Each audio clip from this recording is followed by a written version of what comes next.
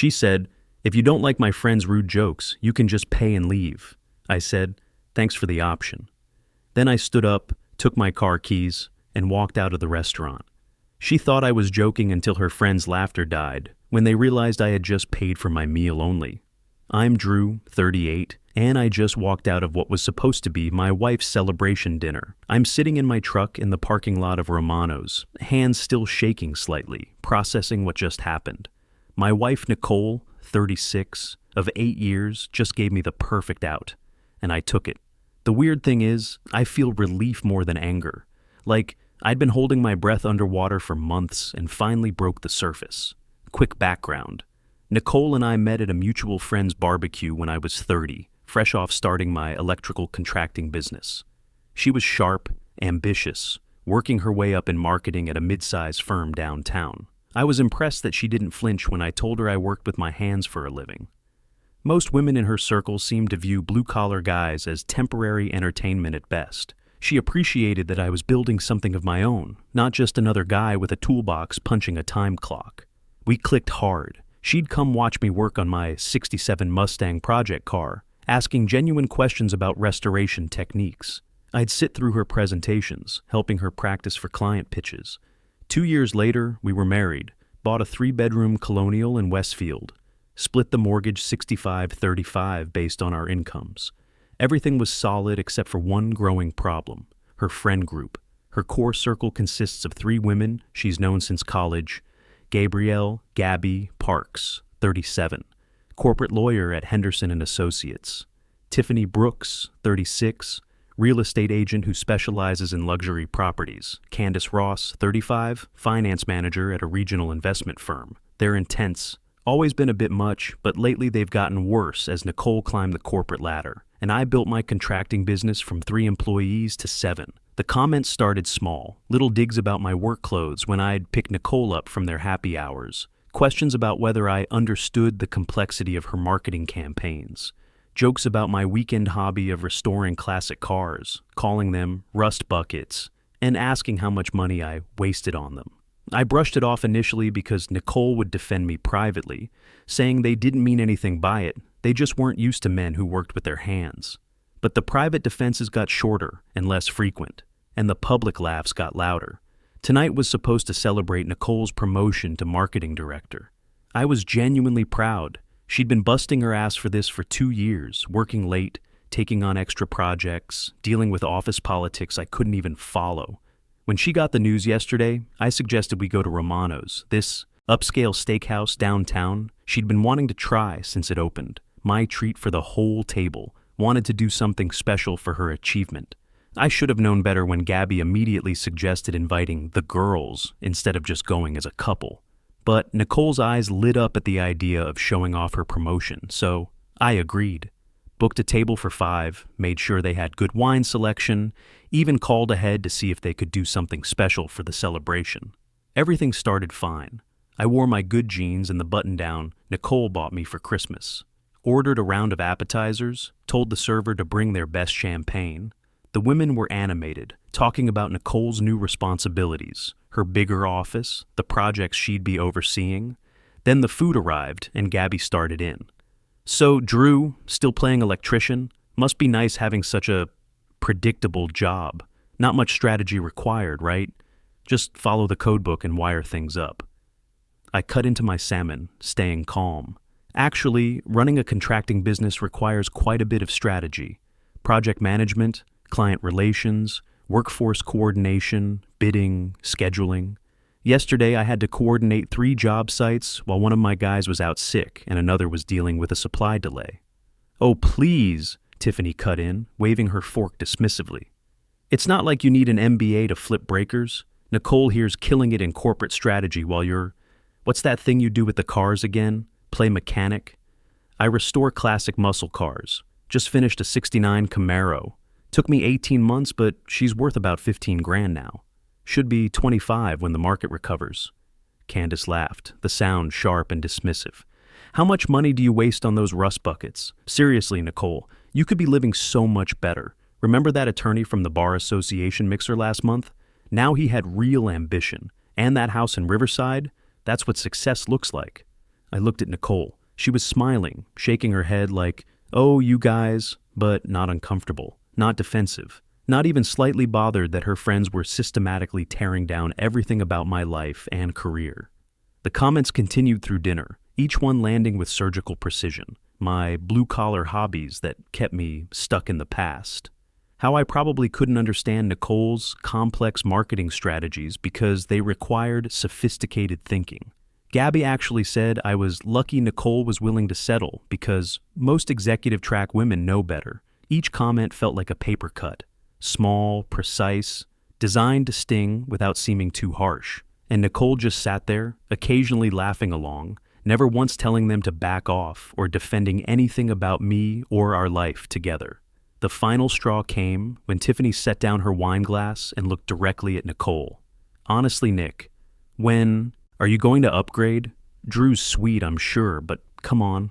You're executive material now and he fixes things. You could do so much better." I set down my fork. The table got quiet for a beat.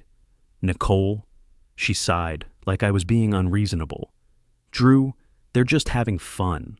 Don't be so sensitive about everything." "Having fun?" I kept my voice level.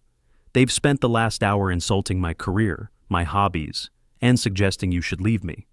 "Ooh, he's getting upset," Candace laughed, her voice dripping with mock concern. "What are you gonna do? Storm out because we hurt your feelings? Maybe throw a tantrum?" I stayed calm, but something was crystallizing in my chest. I'm not comfortable with this conversation. That's when Nicole said it. She looked me dead in the eye, annoyed that I was disrupting her celebration, and said, "Look, if you don't like my friend's rude jokes, you can just pay and leave." The table went completely quiet for a second. Then Gabby started giggling. "Oh my God, she really said it," she whispered. "Thanks for the option," I said, standing up. I pulled out my wallet, did quick math for my meal and tip, and put $75 on the table. "This covers mine." Nicole rolled her eyes. "Drew, sit down. Don't be dramatic. You're embarrassing yourself." I picked up my keys from beside my water glass. The weight of them felt solid, real, like an anchor in the surreal moment. "Enjoy your celebration dinner." The laughter started as I walked away, but it felt distant, like hearing voices through water. I heard Tiffany say clearly, "He'll be back in 5 minutes begging. Watch." I didn't go back. Made it to my truck and sat there for a few minutes in the parking lot. The dashboard clock read 8:47 p.m. I'd been married for 8 years, been with Nicole for 10, and I couldn't remember the last time I'd felt this clear about anything. My hands weren't shaking anymore. That weird underwater feeling was gone, replaced by something I hadn't felt in months. Relief. My phone started buzzing about 15 minutes later. First Nicole. "Very funny. Come back and pay the bill." Then, "Drew, this isn't cute anymore. People are staring." Then, "Are you serious right now? You can't just leave me here." I drove home slowly, taking the long way through downtown. More texts flooded in. Apparently, reality hit when the server brought the check. Nicole called 12 times during my 20-minute drive. I didn't answer any of them. When I pulled into our driveway, the porch light was still on the timer, everything looking normal and suburban and peaceful. My phone showed 4 voicemails from Nicole, escalating from annoyed to furious.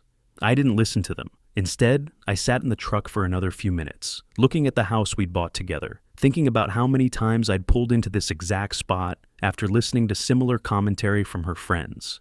Inside, I grabbed a beer and sat at the kitchen table with my laptop, did some quick math. The bill was probably close to $450 for the whole table. They had ordered expensive steaks. I'd seen Gabby's filet mignon, Tiffany's ribeye, Candace's lobster tail, multiple cocktails before dinner, wine during, desserts. I'd left $75 for my grilled salmon and 1 beer. They were stuck with a $375 tab and no one to blame but themselves. Around 11 p.m. I packed a bag. Enough clothes for a few days, my work laptop, some tools I'd need for tomorrow's job. I wasn't running away exactly. I just needed space to think without Nicole's drama echoing off our walls. Crashed at my buddy Bryce's place. He's got a guest room he barely uses, and more importantly, he's been watching this whole situation develop for years.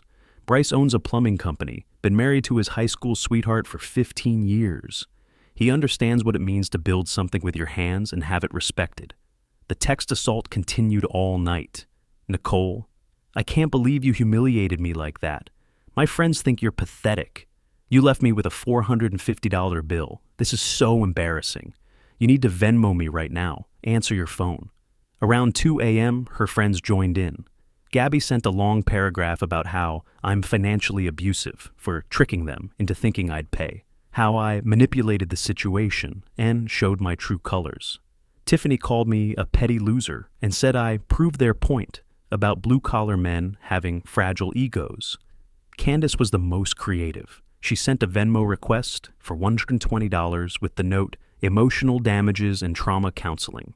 I screenshot everything and blocked all 4 of them. Tried to get some sleep. For those asking, yes, I documented everything. Screenshots, photos, the works.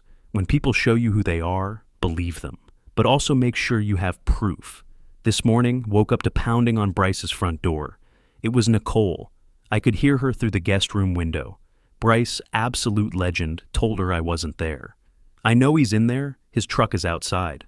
Haven't seen him, Nick. Maybe he parked here and Ubered somewhere. You know how Drew gets about drinking and driving. She stood there for 20 minutes, alternating between pounding on the door and calling my blocked number. Eventually she left, but not before yelling loud enough for the neighbors to hear. This is so childish, Drew. You can't just run away from your responsibilities like some teenager. My responsibilities?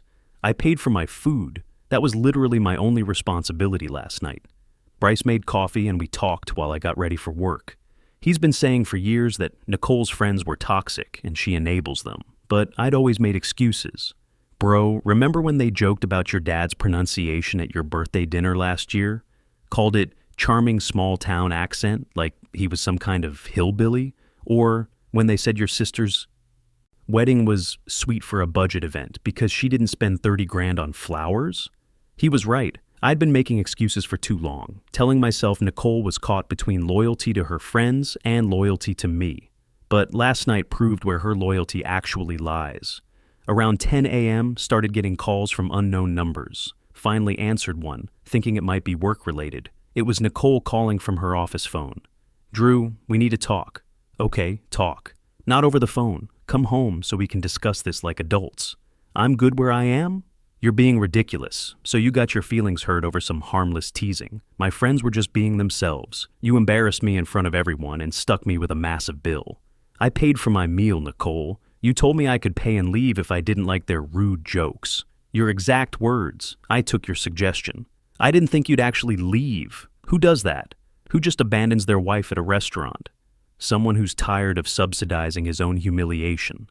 Long pause. When she spoke again, her voice had shifted to the tone she uses with difficult clients. Baby, please, I'm sorry they went too far last night. Come home and we'll talk this through. Just, can you please send me money for the dinner? I had to put the whole thing on my credit card and it maxed it out. No. What do you mean, no? You invited them out to celebrate your promotion. Then they spent the entire dinner systematically insulting everything about my life while you sat there laughing. I'm not paying for that experience. This is insane. You can't just... I hung up. She started calling from other numbers. Gabby's cell, Tiffany's office line, even what looked like Candace's work number. I stopped answering completely. But then something interesting happened. Got a text from an unknown number around noon. Hey, this is Jerome, Candace's boyfriend. Just wanted to say I heard what happened, and good for you, man. They've been talking trash about you for years. Candace showed me the group chat last night, and honestly, you did the right thing. They're all at Nicole's place right now, plotting some kind of revenge. Just thought you should know. Revenge? For what? For not being their personal ATM? I texted back asking what kind of revenge. Jerome's response made my blood run cold. Candace mentioned something about your tools and your car. Said Nicole knows where you keep everything valuable. I'd check on your stuff if I were you. I called in sick to my afternoon job and drove straight home. Nicole's car wasn't in the driveway, but there was a noise complaint notice taped to our front door. Apparently, their strategy session Monday night got loud enough that multiple neighbors complained. That's going on our HOA record now. Inside, the place looked like a tornado hit it. Wine bottles everywhere, takeout containers on the counter, throw pillows scattered around the living room. My PlayStation was missing from the entertainment center. Found it hidden in the bedroom closet later, like she was planning to claim I'd taken it. But the real damage was in my workshop. Nicole had gone through my professional tool collection and sold several pieces on Facebook Marketplace. Found the listings through a mutual friend who recognized my stuff and screenshot everything. My Fluke 87V multimeter, $400 new, sold for $150. Klein voltage tester kit, $350 new, sold for $120. Several other specialty pieces, all priced to move fast. Then I checked the garage. My heart stopped. The '69 Camaro I'd been restoring for 2 years was listed on Craigslist. Classic car project, needs work, $3,000 OBO, must go ASAP, cash only. That car represents hundreds of hours and about $8,000 in parts and labor. It's worth at least $12,000 in its current state, probably $25,000 when finished. And it's titled solely in my name. Nicole has no legal right to sell it. I called the police non-emergency line, explained the situation. The officer said, since we're married, it gets complicated, but selling someone else's titled property without permission is theft. He suggested I document everything and file a report, which I did immediately. While I was taking photos, got a call from our HOA president, Roger. Drew, need to talk to you about these noise complaints. Nicole called saying you abandoned the house and wants your name removed from the deed. What's going on? I've been gone 4 days because of a domestic situation. I'm not abandoning anything. I'm in the house right now, checking on my property. She made it sound like you'd disappeared and stuck her with all the bills. Roger, check the bank records. The mortgage auto-pays from my business account every month. Has for 8 years. I've never been late on a payment. Look, between you and me, I'd rather deal with you than her drama. That noise complaint Monday night was the 3rd one this month. One more, and the HOA can start violation proceedings. After documenting everything, I loaded my Camaro onto a flatbed trailer and moved it to a storage unit across town. Also grabbed all my remaining valuable tools, anything with serial numbers that could be sold. Left the household stuff we'd bought together. Took only what was clearly mine from before the marriage. That evening, Nicole came home while I was loading the last box into my truck. She pulled into the driveway just as I was closing the tailgate. What are you doing? Moving my property to a safe location since you're selling it without permission. I needed money to pay for that dinner you walked out on. So you stole my tools and tried to sell my car? It's not stealing. We're married. What's yours is mine. What's mine is yours. That's not how any of this works, Nicole. That car is titled in my name only. Those tools are my professional equipment. You committed theft. She stood there in her work clothes, arms crossed, looking genuinely confused that I was upset about her selling my stuff. Behind her, I could see Gabby's silver BMW pulling up. Of course. You're not seriously ending our marriage over one dinner. This isn't about one dinner. This is about 8 years of your friends disrespecting me while you not only allowed it, but participated. This is about you literally telling me to leave if I didn't like it. This is about you stealing from me when I took you at your word. Gabby got out of her car, already talking before she reached us. Oh good, the loser's here. Drew, you owe Nicole $450, plus interest for the inconvenience. I kept loading my truck. No, I don't. Yes, you do. You invited everyone out, then ditched the bill like some deadbeat. I paid for my portion when I was told to leave, which I did. Gabby looked at Nicole with that smug expression I'd grown to hate. I told you he was too proud to apologize. Blue-collar guys always have these fragile egos when successful women call them out. I actually laughed. The sound surprised even me. My ego's fine, Gabby. My boundaries are just finally clear. Loaded the last box, closed the tailgate. Nicole grabbed my arm. Drew, please, let's go inside and talk about this. We can work it out. We are talking. I'm telling you I'm done. I'll contact my lawyer about the house this week. You're really throwing away 8 years over this? No, you threw away 8 years the moment you chose your friend's entertainment over your husband's dignity. I'm just refusing to subsidize it anymore. I drove away with both of them staring. For the first time in months, I felt like I could breathe properly. That night, Nicole tried calling from various numbers again. Finally left a voicemail around midnight. You're right, okay? My friends were out of line, but you didn't have to be so cruel about it. Please come home. We can work this out. I love you. Too little. Too late. After filing the police report for the stolen tools, I met with a divorce attorney. Nicole had been refusing to discuss separation rationally, thinking she had leverage. She didn't realize I'd been documenting everything. Turns out selling stolen property online leaves quite a paper trail. Also turns out that when you rack up multiple HOA violations, attempt unauthorized sales of titled property, and harass your estranged husband's friends, divorce lawyers have plenty to work with. Within a week, Nicole was served with separation papers. She had 30 days to either buy out my half of the house or agree to sell it. The mortgage was in both names, but the payment history showed I'd been covering 65% for the entire 8 years. But here's where it gets beautiful. Jerome reached out again with updates. Turns out he'd been sick of Candace's behavior for months. The final straw? She'd been making fun of him to Nicole and the others, calling him a placeholder boyfriend until she found someone with better career prospects. He dumped her and moved out of their shared apartment the same week I left Nicole. Then the dominoes started falling. Without Jerome paying half her rent, Candace couldn't afford her place. She tried moving in with Nicole, but with separation proceedings active, having unauthorized occupants would violate the court's temporary orders about the marital home. Tiffany's situation imploded when her boyfriend Marcus saw the texts she'd sent me demanding money. He realized if she was this entitled and cruel with a stranger, what was she like behind his back? They're taking a break that looks pretty permanent. Gabby, the ringleader, started facing her own problems. Someone at her law firm saw screenshots of her Facebook posts where she called me financially abusive and pathetic. Her managing partner had questions about associates publicly attacking people online. Corporate law firms don't appreciate that kind of liability. Meanwhile, I found a great one-bedroom apartment closer to my main job sites. Rent's actually $300 cheaper than my share of the mortgage. Been focusing on my car restoration and growing the business. Just landed a contract to wire a new medical complex that'll keep my crew busy through next spring. The tool theft case moved forward quickly once I provided the screenshots and receipts. Nicole had to pay restitution for what she'd sold, plus return what she hadn't moved yet. The Craigslist listing for my Camaro got removed, but not before 3 potential buyers had shown up at our house asking about it. Yesterday got one final text from Nicole. She's moving back in with her parents in Connecticut.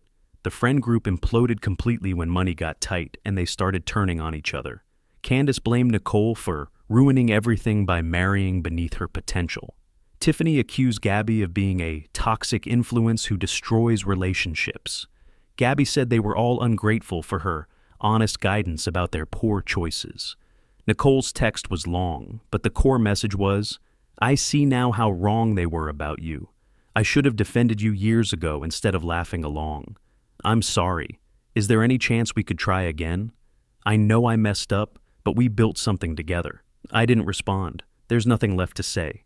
You can't rebuild respect once it's gone, and respect died long before that dinner at Romano's. Bryce helped me move into my new place last weekend. As we were carrying boxes up 2 flights of stairs, he said something that stuck with me. "Bro, you didn't just dodge a bullet, you dodged a whole firing squad. They would have kept escalating until they destroyed everything you built." Jerome and I grabbed beers last week and compared notes on our exes. Turns out we have a lot in common. Both blue-collar guys who were dating women who thought success meant looking down on people who work with their hands. We're planning to check out a classic car show this weekend. Sometimes the best revenge isn't elaborate. Sometimes it's just refusing to be anyone's meal ticket or emotional punching bag. They wanted me to pay for the privilege of being disrespected. Well, they're all paying now, just not in the way they expected. My mom called yesterday, said I sound happier than I have in years. She's right, I am. Funny how much lighter you feel when you stop carrying people who don't respect you.